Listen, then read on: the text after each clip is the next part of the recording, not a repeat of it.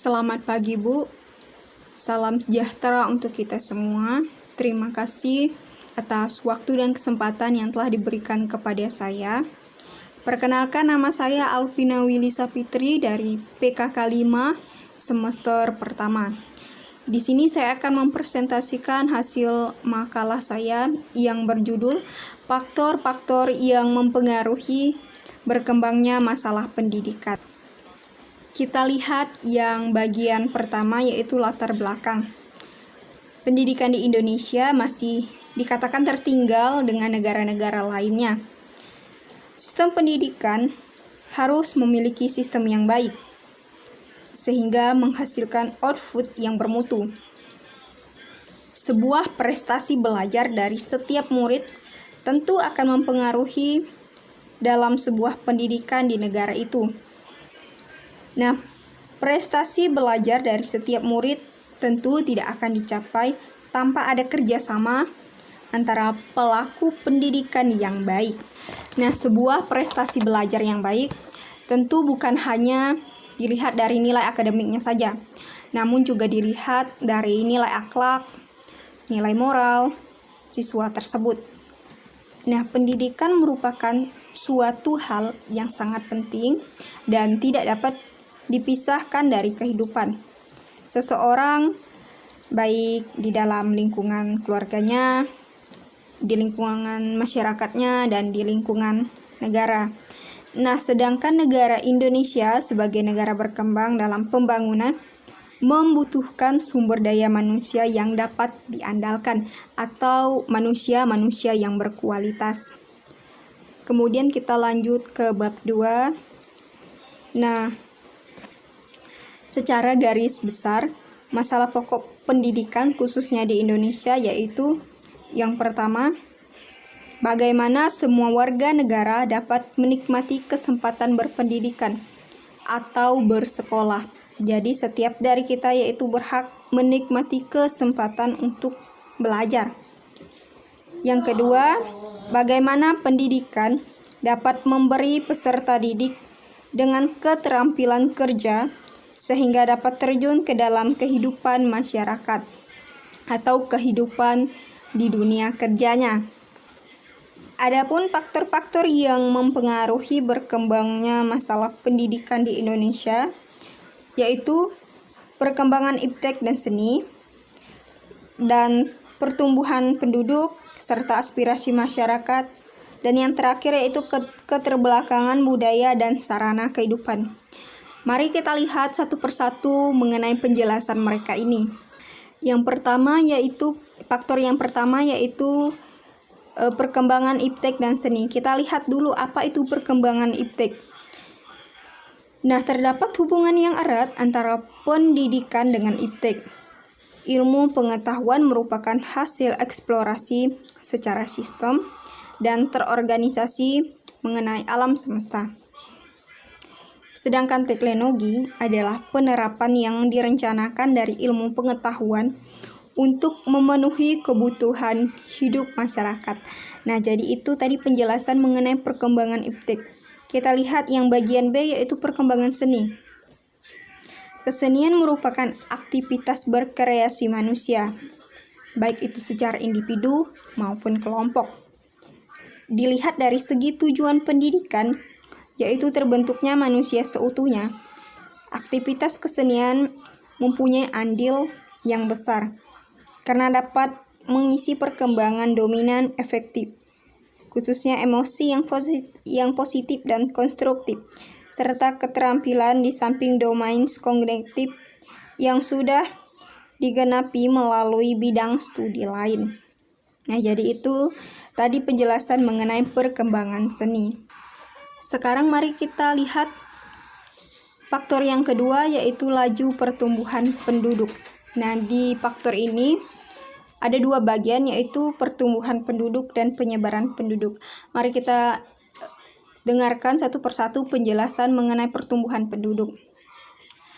Pertumbuhan penduduk hal ini disebabkan oleh jumlah kelahiran lebih cenderung meningkat daripada jumlah kematian.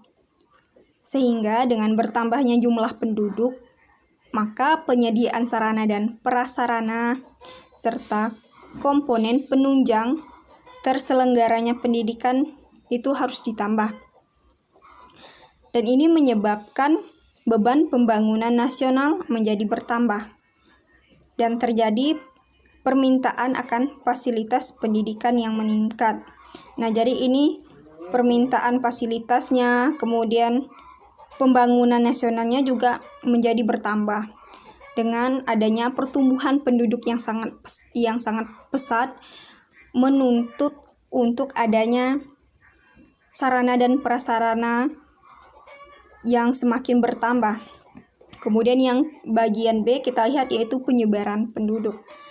Penyebaran penduduk yang tidak merata, misalnya di kota-kota besar pertumbuhan penduduknya padat, sedangkan di pelosok-pelosok desa atau di pedalaman itu pertumbuhan penduduknya bisa dikatakan masih jarang, karena mereka tinggalnya itu ada yang di dekat pegunungan, ada yang dekat pantai-pantai, pesisir laut. Nah, jadi hal ini menyebabkan tidak meratanya.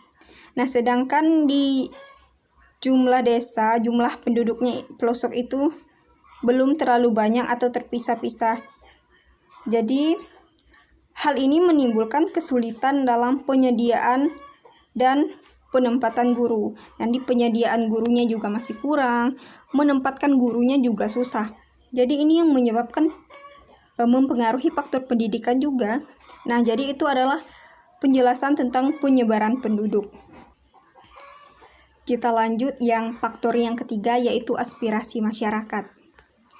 Nah, di faktor ini aspirasi masyarakat dalam banyak hal terus meningkat, khususnya aspirasi terhadap pendidikan hidup yang terhadap dunia pendidikan, kemudian hidup yang sehat, aspirasi terhadap pekerjaan. Semua ini mempengaruhi peningkatan aspirasi terhadap pendidikan. Pendidikan itu sendiri dianggap dapat memberi jaminan bagi peningkatan taraf hidup. Nah, jadi di sini beranggapan bahwa semakin tingginya seseorang itu berpendidikan, maka ia akan mendapatkan peningkatan taraf hidup atau penghasilan hidup yang lebih baik. Jadi itu mempengaruhi juga. Nah, jadi itu penjelasan tentang aspirasi masyarakat. Kita lihat faktor yang keempat yaitu keterbelakangan budaya dan sarana kehidupan. Nah, apa itu keterbelakangan budaya? Adalah suatu yang diberikan oleh sekelompok masyarakat atau yang menganggap dirinya sudah maju kepada masyarakat lain pendukung suatu budaya. Perubahan kebudayaan terjadi karena adanya penemuan baru dari luar maupun dari dalam lingkungan masyarakat itu sendiri. Mari kita lihat keterbelakangan budaya terjadi karena yang pertama yaitu letak geografis tempat tinggal suatu masyarakat atau masyarakat terpencil. Yang kedua, penolakan masyarakat terhadap datangnya unsur budaya baru karena tidak dipahami atau karena khawatir akan merusak budaya itu sendiri atau masyarakat itu sendiri. Yang ketiga, ketidakmampuan masyarakat secara ekonomis menyangkut unsur kebudayaan tersebut.